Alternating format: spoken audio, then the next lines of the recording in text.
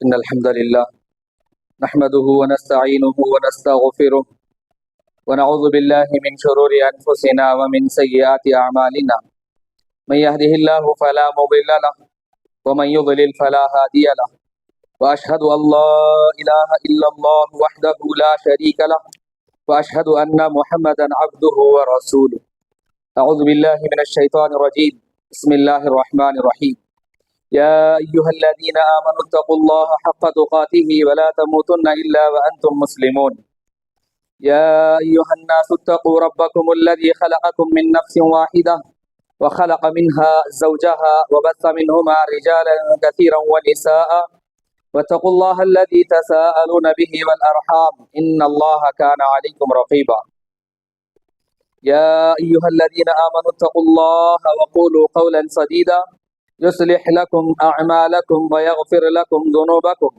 ومن يطع الله ورسوله فقد فاز فوزا عظيما أما بعد فإن خير الحديث كتاب الله وخير الهدي هدي محمد صلى الله عليه وسلم وشر الأمور محدثاتها وكل محدثة بدعة وكل بدعة ضلالة وكل ضلالة في النار من يطع الله ورسوله فقد رشد ومن يعصيهما فإنه لا يضر إلا نفسه بسم الله الرحمن الرحيم وأزلفت الجنة للمتقين غير بعيد هذا ما توعدون لكل أبواب حفيظ من خشي الرحمن بالغيب وجاء بقلب منيب ادخلوها بسلام ذلك يوم الخلود لهم ما يشاءون فيها ولدينا مزيد وقال عز وجل في موضع آخر أعوذ بالله السميع العليم من الشيطان الرجيم من همزه ونفخه ونفثه بسم الله الرحمن الرحيم قولوا آمنا بالله وما أنزل إلينا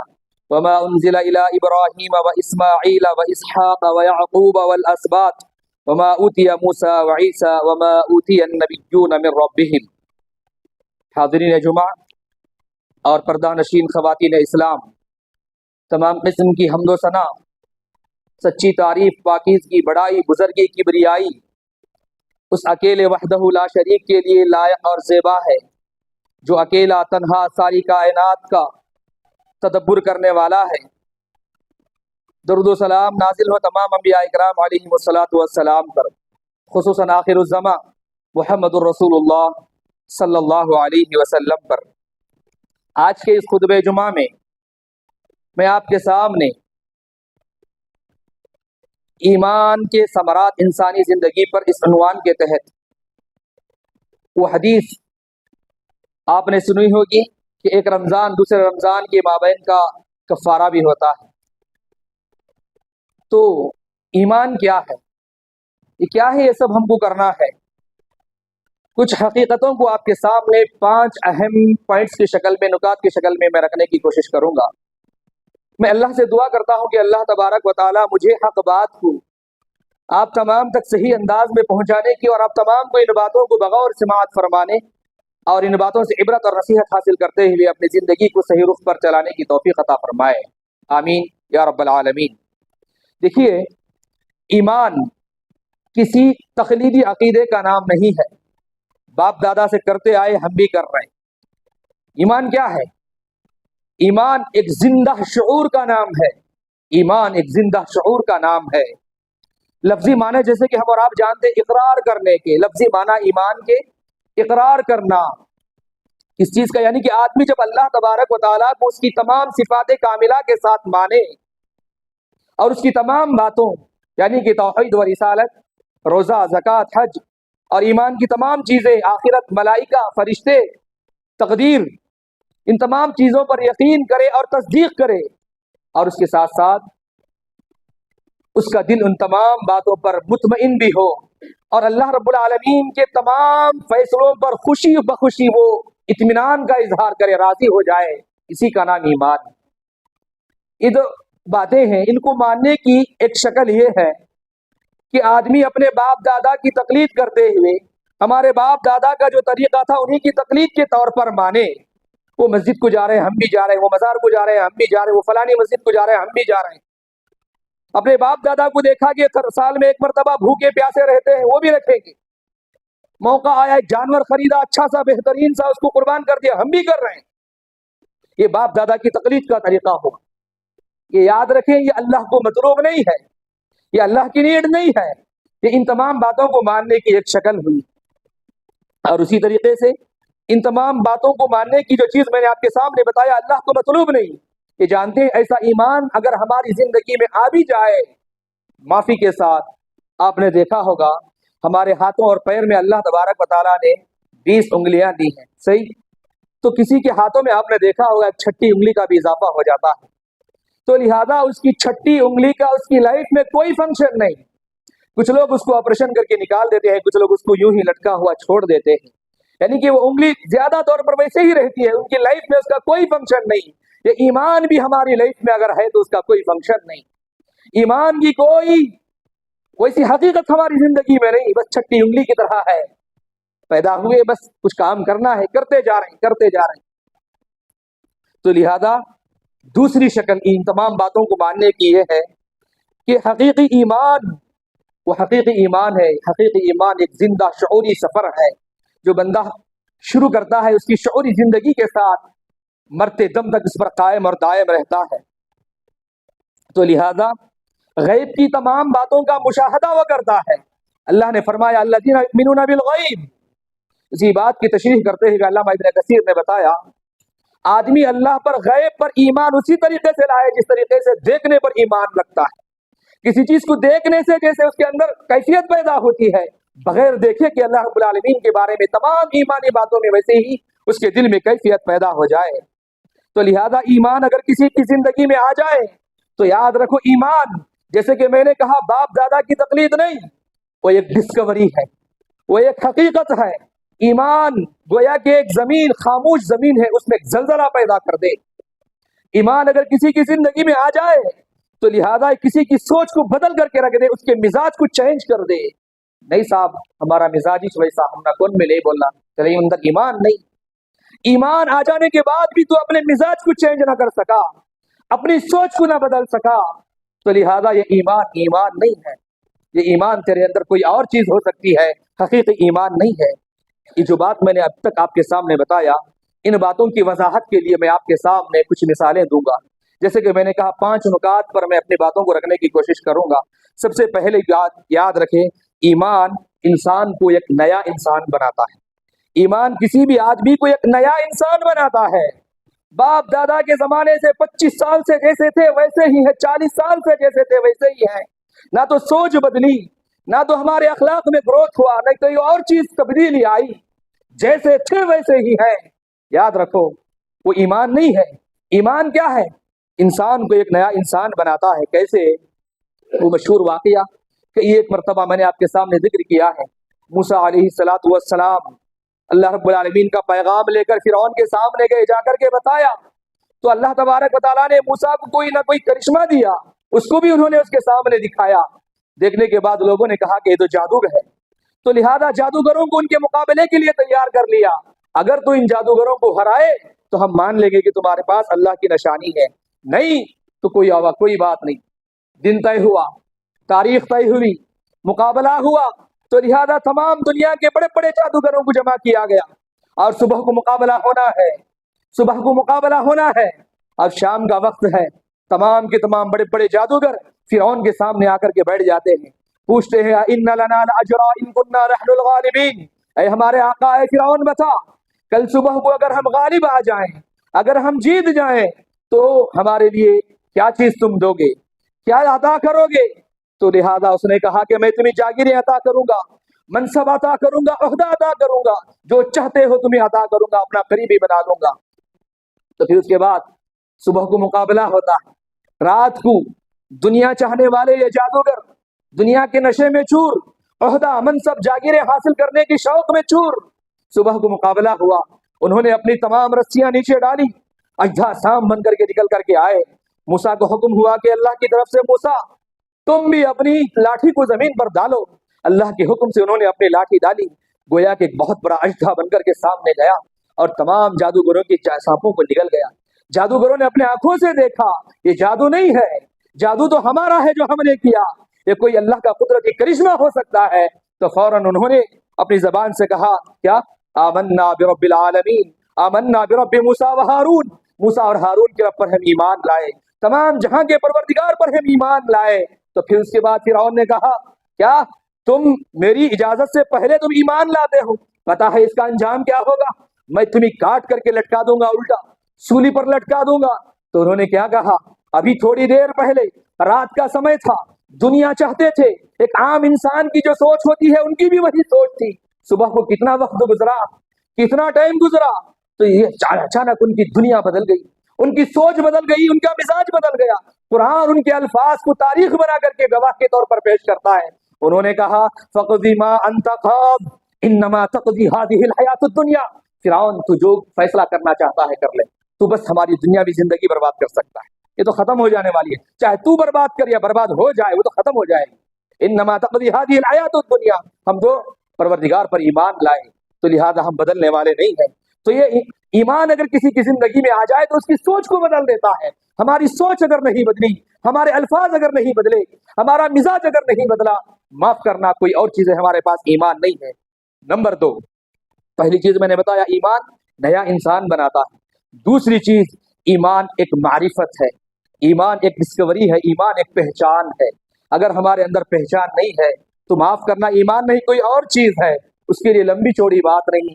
ایک واقعہ سناتا ہوں، 7واں پارہ پہلی آیت اٹھا کر کے ضرور سے آپ دیکھنا، اس کی تفصیل دیکھنا، سارا ماجرا آپ کو سمجھ میں آ جائے گا۔ تو نجران ایک علاقے کا نام ہے، نجران کے علاقے سے تقریباً 10 یا کچھ اور لوگوں کا ایک وفد، ایک جماعت، ایک گروہ رسول اللہ صلی اللہ علیہ وسلم کی خدمت میں عیسائی لوگ آئے۔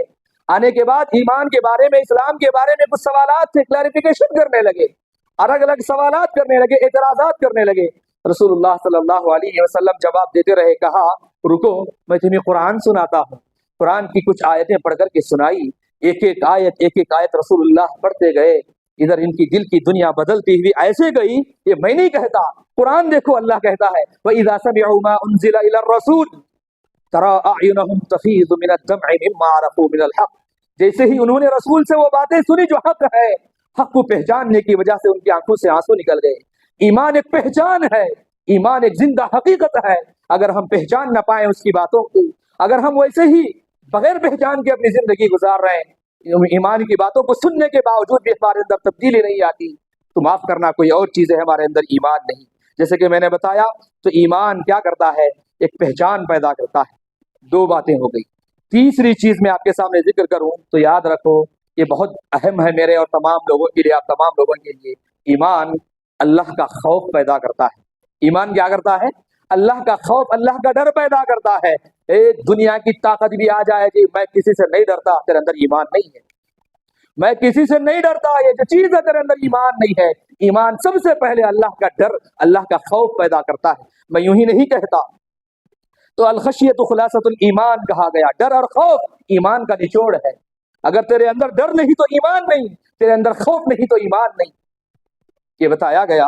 تو آدمی جس چیز کا مومن ہو، جس چیز کا یقین کرنے والا ہو، تو اسی کے لحاظ سے اس کے اندر کیفیت پیدا ہوتی ہے۔ جملہ سنو، پھر ریپیٹڈلی کہتا ہوں، آدمی جس چیز کا مومن ہو، جس چیز کے اوپر جیسا یقین رکھتا ہے، اسی کے لحاظ سے اس کے دل میں کیفیت پیدا ہوتی ہے۔ واٹ از کیفیت؟ فار ایگزامپل، اب ہم یہاں پر بیٹھے ہوئے ہیں، اچانک میں تم میں سے کسی کے سامنے اشارہ کرتے ہوئے میں کہوں چونٹی آ گئی، چونٹی آ گئی، چونٹی آ گئی، آپ ہنسیں گے مجھ پر، گھر کو جا کر کے میرا مذاق اڑائیں گے، آپ کے اندر ذرہ برابر بھی الگ کیفیت پیدا نہیں ہوگی۔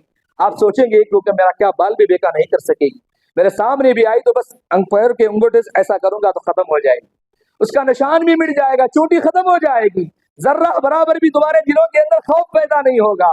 اچانک ویسے ہی کوئی بندہ، آپ گھومنے پھرنے کے لیے کہیں گئے، جنگل گئے ہیں، اچانک کوئی وہاں کا آدمی اعلان کرے کہ شیر آ گیا ہے، اپنے آپ کو بچا لو، تو دل میں کیا کیفیت پیدا ہوگی؟ جو کچھ بھی لے کر کے گئے تھے سب کچھ چھوڑ چھاڑ کر کے بھاگیں گے وہاں سے، ایسا بھاگیں گے، ایسا بھاگیں گے کہ وہاں پر رکنا، پلٹ کر کے دیکھنا بھی گوارا نہیں ہوگا۔ تو لہذا سوچ کر کے دیکھو، ایک شیر کی آمد سے ہمارے دل کے اندر تبدیلی پیدا ہو جاتی ہے، خوف اور ڈر پیدا ہو جاتا ہے۔ اللہ کے بندو سوچ کر کے دیکھو، اس شیر کو پیدا کرنے والا پروردگار، اس شیر کے اندر وہ ساری کیفیات کو بنانے والا رب العالمین، تو لہذا اس کے بارے میں جب ڈرایا جائے، ڈر نہیں ہوتا، خوف پیدا نہیں ہوتا، ذرہ برابر بھی احساس ہمارے دل میں نہیں جاگتا، تو لہذا یہ کیا ہے؟ اگر ہمارے دلوں میں اللہ کی آیتوں کو لے کر کے، قرآن کو لے کر کے، آخرت کے بارے میں جو باتیں بتائی گئی ہے، ڈر اور خوف پیدا نہیں ہوتا، تو لہذا ہمارے اندر ایمان کو لے کر کے چونٹی کے برابر ہم سوچ رہے ہیں. جیسے کہ ہماری زندگی میں چونٹی کچھ نہیں کر سکتی، وہ ہم اس کو مسل کر کے رکھ دیں گے، ویسے ہی ہم ذرہ برابر بھی ایمان کو اہمیت نہیں دے رہے ہیں. تو لہذا ایک مومن اس ٹائپ کا ڈر اس کے دل میں پیدا ہوتا ہے. لمبی مثالیں نہیں، چھوٹی سی مثال میں دے دیتا ہوں. ایک غیر مومن جس کے اندر ایمان نہیں ہے، کل میدان محشر میں آخرت میں اللہ رب العالمین کے سامنے جب کھڑا کر دیا جائے گا، ٹھاٹے مارتی ہوئی جہنم کو اپنی آنکھوں سے دیکھے گا. اس جہنم کے اوپر بال سے باریک تلوار سے زیادہ تیز پل وہاں پر رکھ دیا جائے گا. تو اس پل صراط کو دیکھ کر کے جیسا ڈرے گا، اعمال نامے رکھ کر کے تولے جائیں گے، ان اعمال نامے کے ترازو کو دیکھ کر کے جو خوف پیدا ہوگا کل قیامت کے روز، اور بندہ مومن اسی ایمانی زندگی میں وہ کیفیت یہاں پر پیدا ہو جائے گی. کسی کے سامنے معاملہ کرنا ہے سوچ کر کے بولے گا، کسی کو دینا ہے خوب دے گا، ذرہ برابر بھی ناانصافی نہیں کرے گا، اپنے دل میں ڈر اور خوف پیدا کرے گا. کسی کو اونچی آواز سے بات کرنا تو دور کی بات، آنکھ اٹھا کر کے بھی نہیں دیکھے گا، اس لیے کہ میرا رب دیکھ رہا ہے. اگر میری یہ زیادتی ہو گئی تو کل میزان میں رکھ کر کے تولا جائے گا. ایک کافر کی کیفیت کل قیامت کے روز میزان کو دیکھ کر کے ہوگی، بندے مومن کی بغیر دیکھے کہ اسی دنیاوی زندگی میں ہو کر کے اس کی پیدا ہو جائے گی. اپنے آپ کو ان تمام کیفیات سے گزار کر کے اللہ کے سامنے پیش کرے گا. یہ ہوتا ہے ایمان. ایمان آدمی کے دل میں اللہ کا خوف پیدا کرتا ہے. تو 3 چیزیں ہو گئی. نمبر 4 مثالیں اور ہیں، وقت اجازت نہیں دیتا کہ میں لمبا اور طول کروں. نمبر 4 ایمان ایک اضافہ پذیر حقیقت ہے، اس کو جاننا ہے. اگر ہم نے اس کو نہیں جانا، ہم نے ایمان کے بارے میں کچھ بھی نہیں جانا. میری تمام ماں اور بہنوں سے میری خصوصی التجا ہے، آپ بھی ان باتوں کو توجہ اور غور سے سنیں، اور آپ تمام سے، خصوصاً نوجوانوں سے، اور عموماً تمام آپ جمعہ کے ہمارے حاضرین سے، مخاطبین سے میں مخاطب ہوں. میرا آج کا یہ خطبہ جمعہ ایمان کے بارے میں جو اہم باتیں میں بتانے کی کوشش کر رہا ہوں، آنکھیں کھول لینے والی باتیں ہیں. نمبر 4 جو چیز میں آپ کے سامنے ذکر کرنے جا رہا ہوں یہ ہے، ایمان ایک اضافہ پذیر حقیقت ہے. اضافہ پذیر مطلب ایک گروتھ. ایمان کا مطلب کیا ہے؟ اس کے اندر گروتھ ہونا ہے. گروتھ نہیں ہے تو کچھ بھی نہیں ہے. تو اگر ہم قرآن پڑھیں گے، 114 سورتوں میں سے ایک سورہ ہے سورہ ابراہیم. سورہ ابراہیم کے اندر اللہ تبارک و تعالیٰ نے مومن اور ایمان کو ایک درخت سے، ایک ٹری سے، ایک جھاڑ سے تشبیہ دی ہے. سمجھ میں آیا؟ مومن اور ایمان کیسے ہوتا ہے؟ ایک جھاڑ کے جیسا، ایک درخت کے جیسا. تو لہذا اب آئیے، درخت اس کی جڑیں زمین کے اندر پیوست ہوتی ہیں اور اس کی شاخیں آسمان کی بلندیوں میں پھیلی ہوئی ہوتی ہیں. ایک بندہ مومن کو اسی طرح ہونا چاہیے. کیسے؟ میں بھی آپ کے سامنے واضح کرنے کی کوشش کروں گا. اللہ نے فرمایا، آیت سن لیجئے، الم تر کیف ضرب اللہ مثلا کلمۃ طیبہ کشجرۃ طیبۃ اصلها ثابت وفرعها في السماء تؤتي اكلها كل حين باذن ربها ويضرب الله الامثال للناس لعلهم يتذكرون. کیا مطلب اس کا؟ اللہ کہتے ہیں درخت کی خصوصیت کیا ہے. مومن یا ایمان ایک درخت کے جیسے ہے، اللہ نے بتا دیا. اب ہم کو جاننا ہے کہ درخت کی خصوصیت کیا ہے. درخت کی خصوصیت یہ ہے، وہ ایک بیج ہوتا ہے، زمین میں ڈال دو موڑ نکلتا ہے، اکھوا بولتے نا. پھر اس کے بعد ایک چھوٹا سا ننھا سا پودا بنتا ہے. پھر اس کے بعد بڑھتے ہوئے اس کے اندر پتے، پھل، پھول، شاخیں، ڈالیاں سب کچھ نکل جاتی ہیں. پھر اس کے بعد سایہ بھی دیتا ہے، آکسیجن بھی دیتا ہے، پھل بھی دیتا ہے، پھول بھی دیتا ہے. ایسے اس کے اندر ایک گروتھ ہے. اس کے اندر درخت کی حقیقت یہ ہے کہ اس کے اندر ایک گروتھ ہے. اللہ کے بندوں اور بندیوں یاد رکھ لو، ایمان بھی درخت کی طرح بڑھنا چاہیے، بڑھتا ہے. الایمان یزید و ینقص، ایمان بڑھتا بھی ہے. ایمان ہمارے اندر بڑھنا چاہیے. یعنی درخت کیا کرتا ہے؟ زمین سے معدنیات لیتا ہے نا، الگ الگ گیسیں لیتا ہے، پانی لیتا ہے، سورج کی روشنی کو لیتا ہے، یہاں تک کہ اگر زہریلی گیس بھی چھوڑی جائے، جسے کیا کہتے ہیں، کاربن ڈائی آکسائڈ، زہر بھی دو وہ بھی لے لیتا ہے. لے کر کے وہ ایک قدرتی کارخانہ ہے.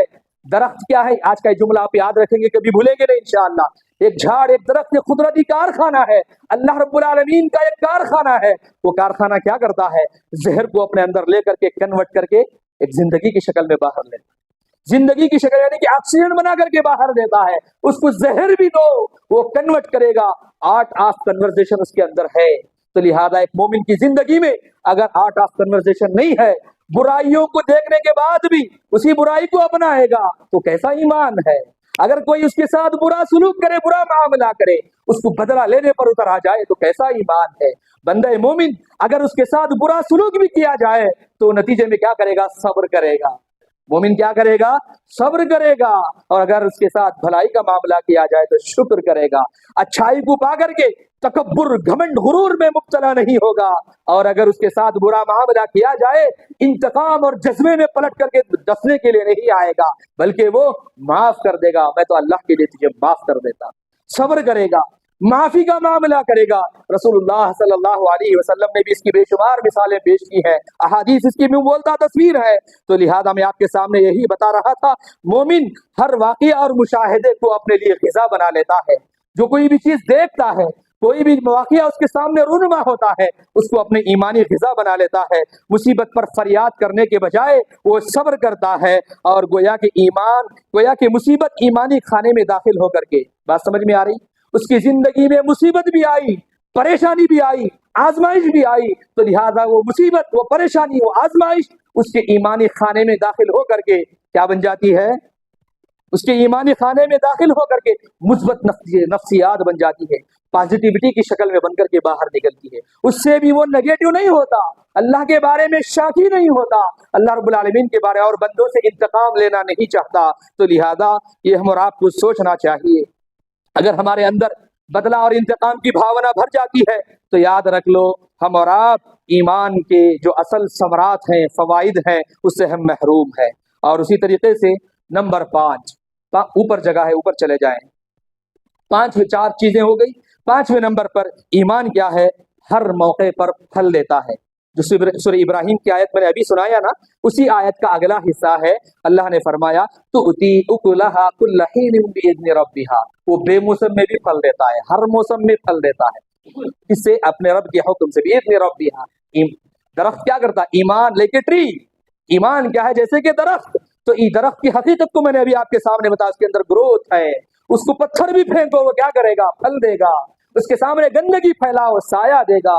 زہر دو اس کو، کاربن ڈائی آکسائڈ بدل کر کے وہ کیا کرے گا؟ آکسیجن کی شکل میں لوٹ آئے گا۔ اگر ایسی ہمارے اندر ایمانی کیفیت نہیں ہے، معاف کرنا، کوئی گالی دے تو تیرا باوا بولنا، شیر تو سوا شیر بولنا، یہ کیفیت اگر ہمارے اندر ہے، معاف کرنا کوئی اور چیز ہے۔ جو اصل حقیقت ایمان کی وہ ہمارے اندر نہیں، اوپر جگہ ہے، اوپر جا کر کے اطمینان سے بیٹھیں۔ تو میں ذکر کر رہا تھا 5ویں نمبر پر اللہ نے فرمایا ایمان کی حقیقت کیا؟ ایمان یہ ہے کہ وہ ہر موسم میں پھل دیتا ہے، ہر موسم میں پھل دیتا ہے۔ یعنی جب سچائی اس کے سامنے آئے تو سچائی، یعنی کہ سورہ ابراہیم کی آیت جیسے کہ میں نے ابھی آپ کے سامنے پیش کیا، ہر موسم میں پھل دینا، جب سچائی اس کے سامنے آئے تو کھلے دل سے اقرار کر لیتا ہے۔ کوئی بھی سچائی اس کے سامنے آئے، کسی بھی قسم کا تکبر، غرور، گھمنڈ میں مبتلا نہیں ہوتا، ایگو اس کو پریشان نہیں کرتی، بلکہ سچائی کو کھلے دل کے ساتھ اقرار کر لیتا ہے۔ جب اللہ کی عبادت سچائی سامنے آئے تو اقرار کر لینا، کیا مطلب اس کا؟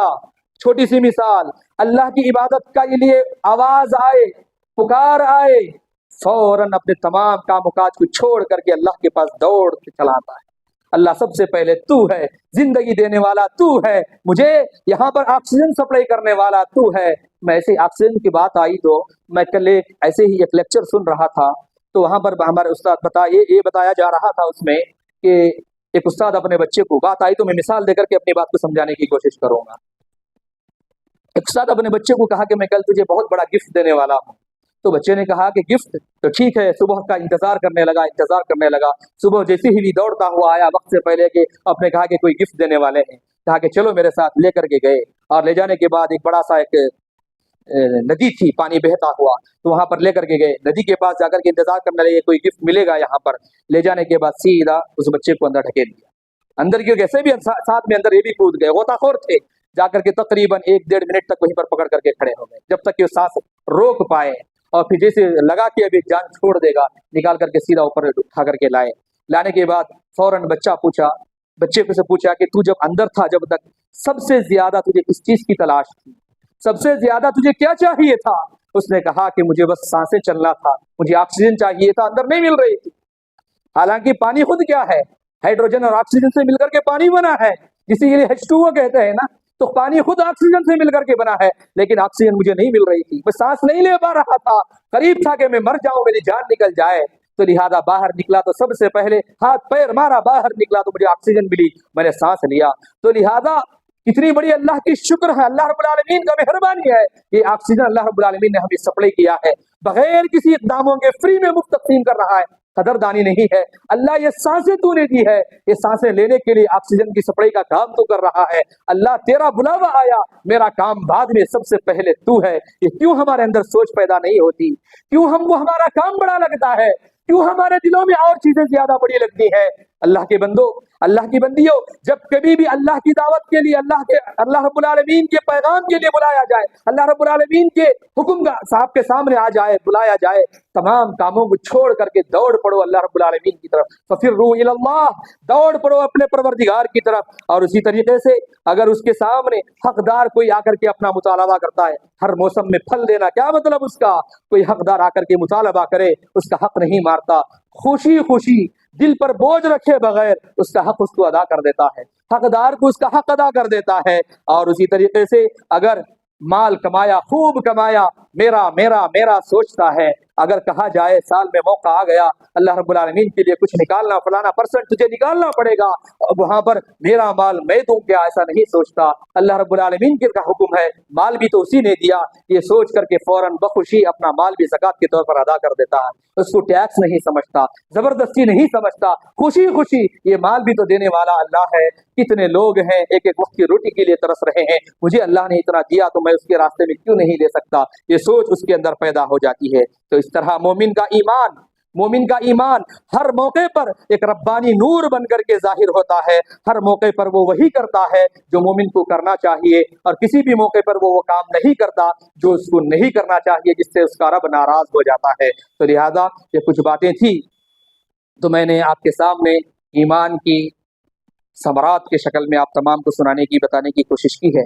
اللہ سے دعا ہے کہ اللہ تبارک و تعالی ہمارے دلوں میں ویسا ہی ایمان منور فرمائے جیسے کہ اللہ کے نبی محمد رسول اللہ صلی اللہ علیہ وسلم نے صحابہ کے دلوں میں پیدا کرنا چاہا تھا، آمین۔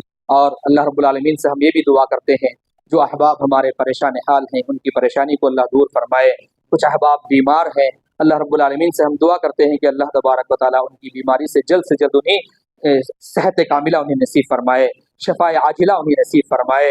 اور بہت ساری خواتین لڑکیاں ایسی ہیں جن کی شادی نہیں ہوئی ہے، ہم اللہ سے دعا کرتے ہیں کہ اللہ تبارک و تعالی ان کے مقدر کا صحیح جوڑا انہیں نصیب فرمائے، آمین۔ وآخر دعوانا ان الحمد للہ رب العالمین۔ اقول قولی هذا استغفر الله لي ولكم ولسائر المسلمين انه تعالى جواد كريم ملك رؤوف رحيم ورب الكريم۔